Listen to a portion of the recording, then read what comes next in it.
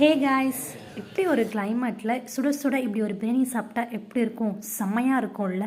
அடிக்கிற மழைக்கும் குளிருக்கும் சுட சுட பிரியாணி சாப்பிட்டா நல்லா இருக்கும் அப்படின்னு சொல்லிட்டு நான் இன்னைக்கு வீட்டில் பண்ணது தான் சிக்கன் பிரியாணி.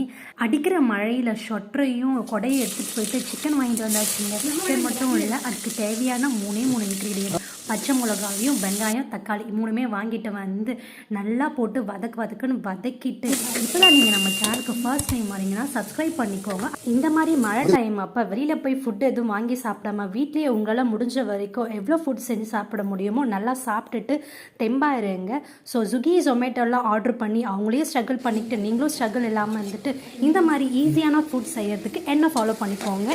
மழையும் காற்றும் அதிகமாக இருக்கிறதுனால வெளியே எங்கேயுமே போகாதீங்க. உங்களுடைய பேசிக் நீட்காக மட்டுமே வெளியே போயிட்டு, அதுவும் மழை இல்லாத டைமில் போயிட்டு வாங்கிட்டு வந்து வீட்லேயே சாப்பிடுங்க. Stay home, stay safe.